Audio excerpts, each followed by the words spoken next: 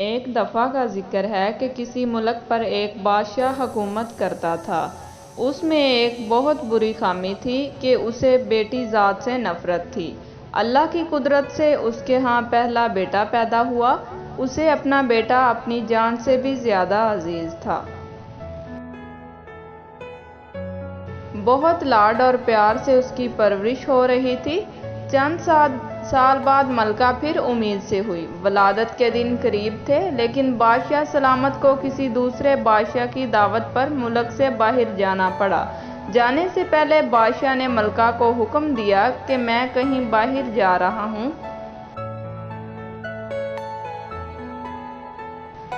اگر میرے آنے سے پہلے ولادت ہوئی، لڑکا ہوا تو ٹھیک، ورنہ لیکن اگر لڑکی ہوئی تو اسے ہلاک کر دینا۔ بادشاہ چلا گیا۔ چند ہفتے بعد اس کے ہاں ایک لڑکی کی ولادت ہوئی۔ اولاد ماں کو بہت پیاری ہوتی ہے۔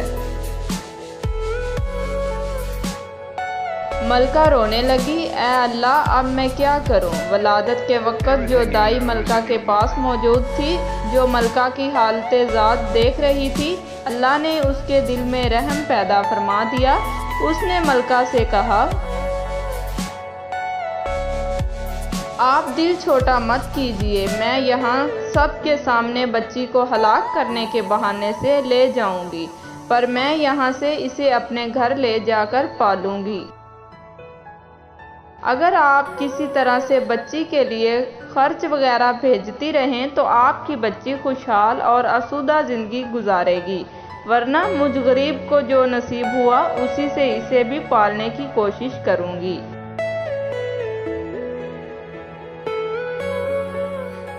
ملکہ نے اسے سونا، چاندی، زیور وغیرہ بچی کے واسطے تھما دیے، بچی کو اس کے حوالے کیا۔ چند ہی لمحوں میں یہ بات محل میں پھیلا دی گئی کہ دائی نے بچی کو لے جا کر ہلاک کر دیا ہے، جبکہ دائی نے شہزادی کو اپنے گھر لا کر پورے ناز کے ساتھ اس کی پرورش شروع کر دی۔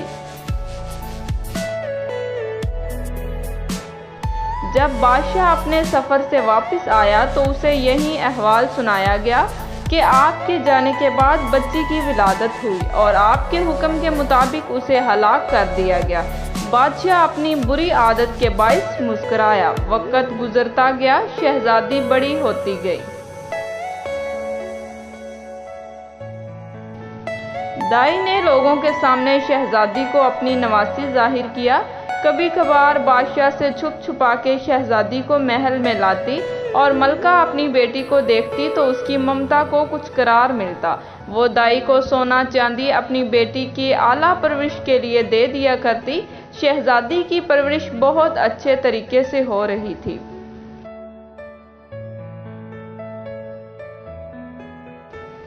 اس لیے شہزادی خوب قد کاٹ نکالی۔ خوبصورت تو تھی ہی، اس لیے جوان ہوتے ہی دنیا کے سامنے شہزادی نہ ہوتے ہوئے بھی شہزادیوں کی طرح دکھنے لگی۔ ایک دن بادشاہ کی سواری شہر سے گزر رہی تھی۔ اسی وقت شہزادی اور دائی بھی اسی راستے سے گزر رہے تھے۔ بادشاہ کی نظر شہزادی پر پڑی۔ پوچھا، کون ہے؟ وزیر نے کہا، بادشاہ سلامت، یہ اس بیچاری عورت کی نواسی ہے۔ بادشاہ نے حکم دیا، مجھے یہ بہت پسند آئی ہے، کل اس کے گھر میرے لیے رشتہ لے کر جانا۔ وزیر نے کہا، بادشاہ سلامت، جیسے آپ کا حکم۔ چونکہ حقیقت کا کسی کو نہیں پتا تھا، اس لیے بادشاہ دوسرے دن وزیر، وکیل وغیرہ دائی کے گھر بادشاہ کے لیے اس کی نواسی کا ہاتھ مانگنے گئے۔ اب دائی کے اوسان خطا ہو گئے کہ یا اللہ، اب کیا کروں؟ اس نے صاف انکار کرتے ہوئے کہا، میں ایک غریب عورت ہوں۔ میری نواسی بادشاہ کے لائق نہیں اور نہ ہی بادشاہ کا کسی غریب کے ساتھ رشتہ جوڑنا صحیح ہے، اس لیے دوبارہ اس سلسلے میں میرے گھر مت آئیے گا۔ بادشاہ خود تو نہیں، لیکن دائی کے گھر بہت بار رشتہ بھیجا۔ سب نے دائی کی بہت منت سماجت کی، لالچ دی، دھونس دی، دھمکی دی، لیکن دائی ٹس سے مس نہیں ہوئی۔ تب بادشاہ نے حکم دیا کہ دائی کو پکڑ کر خوب سزا دو تاکہ وہ رشتے کے لیے مان جائے۔ سپاہی دائی کو پکڑ کر بادشاہ سلامت کے سامنے لائے۔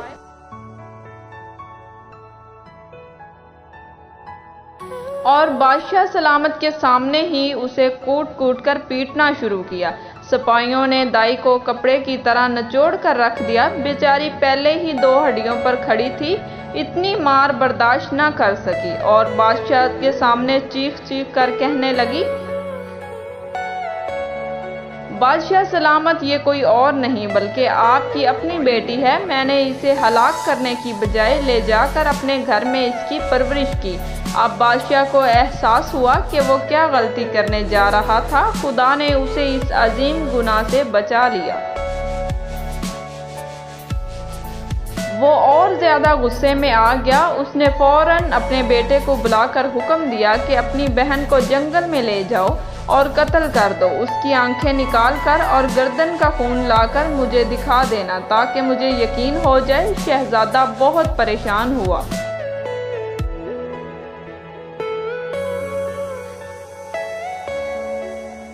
کہ وہ کیسے اپنے ہاتھوں سے اپنی بہن کو قتل کر دے۔ اسے کسی صورت یہ گوارا نہ تھا، اگرچہ اسے اپنی بہن کے متعلق اب معلوم ہوا، لیکن اسے پتا تھا کہ بادشاہ ہر صورت اپنی بیٹی کو ہلاک کرنا چاہتا ہے۔ اگر اس نے شہزادی کو قتل نہیں کیا تو بادشاہ دونوں کو ہلاک کر دے گا۔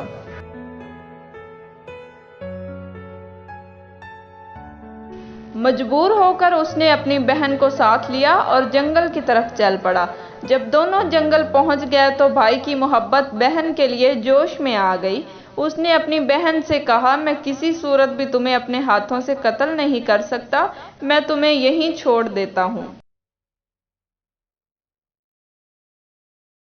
آگے تمہاری قسمت کہ تمہیں درندے کھا جائیں یا پھر تم بچ کر کہیں اور نکل جاؤ۔ لیکن بہن نے بھائی کا ہاتھ پکڑ کر کہا، نہیں بھائی، تم مجھے مار دو، میری آنکھیں اور خون لے جا کر باپ کو دکھاؤ، نہیں تو وہ تمہیں مار دے گا، جو مجھے کسی صورت گوارا نہیں۔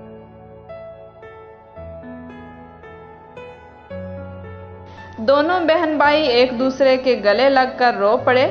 آخر کسی طرح بھائی نے بہن کو منا لیا۔ شہزادی آنسو بہاتے ہوئے گھنے جنگل کی طرف جانے لگی۔ آخری بار پلٹ کر بھائی کو دیکھا اور جنگل میں گھس گئی۔ اس کے بعد شہزادے نے ایک ہرن کا شکار کیا، اس کی گردن کا خون اور آنکھیں نکال لیں اور محل واپس آ کر بادشاہ کے سامنے پیش کر دی۔ بادشاہ نے ایک آئینہ منگوایا، اس میں ان کی آنکھیں اور اپنی آنکھوں کو غور سے دیکھا۔ جب اسے یقین ہو گیا کہ آنکھوں کا رنگ ایک ہی ہے، تب اسے تسلی ہوئی۔ دوسری طرف ملکہ کا رو رو کر برا حال تھا۔ اس نے کسی طریقے سے شہزادے کو اپنے پاس بلایا اور اپنی بیٹی کے متعلق پوچھا۔ شہزادے نے ماں کے سامنے سارا سچ بیان کر دیا۔ ملکہ نے منہ آسمان کی طرف کر کے ہاتھ بلند کیے اور بیٹی کے لیے دعا مانگی کہ اے اللہ، میری بیٹی کی حفاظت فرما، اسے اپنے امان میں رکھ۔ ادھر شہزادی جنگل میں زندگی گزارنے لگی، اپنی بھوک مٹانے کے لیے جنگلی پھل پھول کھا کر گزارا کرنے لگی۔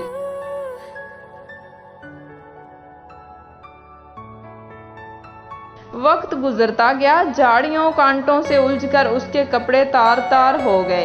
ایک دن کسی اور ملک کا بادشاہ اپنے لشکر کے ساتھ اسی جنگل کے راستے سے گزر رہا تھا کہ اتفاقاً بادشاہ اسی طرف آ گیا جہاں شہزادی تھی۔ شہزادی نے جب گھوڑے کے قدموں کی آہٹ سنی تو جلدی سے ایک گھنے درخت پر چڑھ گئی۔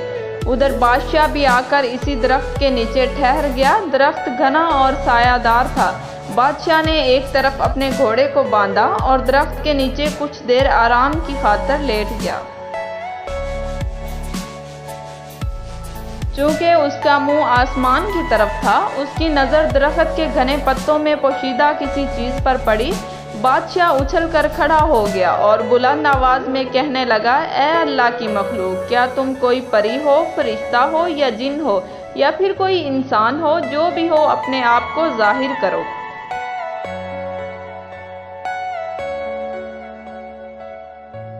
میں تمہیں کوئی نقصان نہیں پہنچاؤں گا۔ شہزادی نے پکار کر کہا، اے مسافر، میں ایک لاچار لڑکی ہوں، میرے جسم پر کپڑے کے نام پر بھی کچھ نہیں۔ اگر تم مجھے اپنی نیچی چادر رکھی دے دو تاکہ میں اپنے جسم کو ڈھانپ سکوں۔ بادشاہ نے فوراً اپنے نیچے بچھی چادر کپڑے کا گولا بنایا اور شہزادی کی طرف پھینک دیا۔ شہزادی نے اس کپڑے سے اپنے جسم کو ڈھانپا اور درخت سے نیچے اتر آئی۔ جب بادشاہ نے شہزادی کو دیکھا تو اس کے حواس گم ہو گئے۔ بادشاہ کے پورے ملک میں اس سے زیادہ خوبصورت لڑکی نہیں دیکھی تھی۔ بادشاہ پورے دل و جان سے شہزادی پر فدا ہو گیا۔ اس نے شہزادی سے کہا، اگر تم برا نہ مانو تو میں تم سے نکاح کرنا چاہتا ہوں۔ شہزادی نے فوراً ہاں کر دی کیونکہ وہ بھی ایسا بندہ چاہتی تھی جو اسے عزت دے۔ بادشاہ خوشی خوشی شہزادی کو لے کر اپنے ملک روانہ ہو گیا۔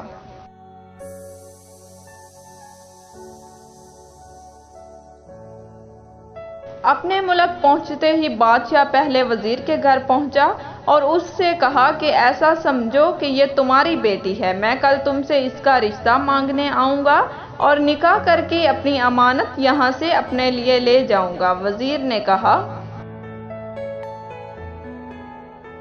بادشاہ سلامت، آپ پوری طرح تسلی رکھیے، یہ آپ کی امانت ہے اور میری بیٹی، جب آپ کا دل کرے اسے بیاہ کر لے جائیں۔ اگلے دن وکیل اور قاضی بادشاہ کا رشتہ لے کر وزیر کے گھر پہنچے۔ وزیر نے رشتے کے لیے ہاں کر دی۔ ایک دو دن میں منگنی ہو گئی۔ بادشاہ شہزادی کے عشق میں سب کچھ بھول چکا تھا۔ جلد ہی بادشاہ شادی کا نیوتا بھیجا اور شہزادی کو بیاہ کر اپنے محل لے آیا۔ بادشاہ اور شہزادی دونوں اپنی شادی سے بہت خوش۔ اس دوران بادشاہ نے شہزادی سے اس کے متعلق کچھ نہ پوچھا۔ چند سال بعد اس کے ہاں بیٹے کی ولادت ہوئی۔ بادشاہ بہت خوش تھا۔ اس نے شہزادی سے، جو اب ملکہ بن چکی تھی، کہا، اب جب اللہ تعالیٰ نے ہم دونوں کو اولاد نرینہ سے نوازا ہے،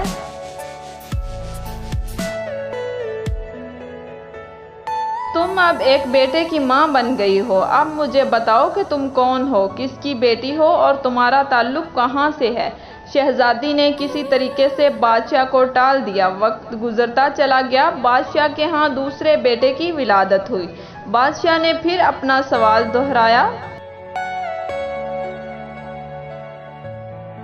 شہزادی نے پھر بادشاہ کو ٹال دیا۔ جب تیسرے بیٹے کی ولادت ہوئی تو اس موقع پر بادشاہ نے شہزادی کی حقیقت معلوم کرنے کے لیے بہت دباؤ ڈالا۔ آخر کار شہزادی مان گئی اور بادشاہ کو حقیقت بتائی کہ فلاں ملک کے بادشاہ کی بیٹی ہے۔ بادشاہ کو بیٹیوں سے نفرت تھی۔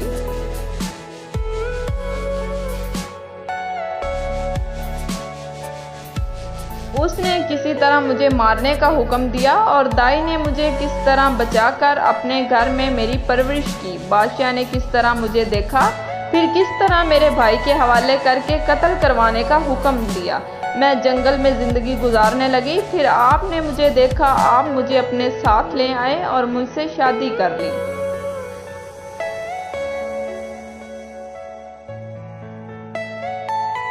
عقل کو خواہش پر فضیلت حاصل ہے، کیونکہ عقل زمانے کو تمہارے ہاتھوں میں دے دی جاتی ہے، جبکہ خواہش تمہیں زمانے کا غلام بنا دیتی ہے۔ پیسوں سے محبت نہ کیا کرو، سکون مل جائے گا۔ دعا پر بھی ضد نہ کرو، نامنظور دعا کا بھی اتنا ہی احترام کرو جتنا منظور دعا کا۔ اگر یہ فرق سمجھ نہیں آتا تو سکون قلب نہیں ملے گا۔ گھر میں خیر و برکت لانا چاہتے ہو تو گھر سے دو چیزیں نکال دو۔ گھر میں دیواروں پر لگی جانوروں کی نقش، بلا مقصد گھر میں پالا ہوا کتا، ان کی وجہ سے خیر و برکت کے فرشتے نہیں آتے۔ اگر آپ کو ہماری یہ ویڈیو پسند آئی ہو تو ہمارا یہ چینل لائک کریں، شیئر کریں، سبسکرائب کریں تاکہ ہماری ہر آنے والی نئی ویڈیو آپ تک بآسانی پہنچ سکے۔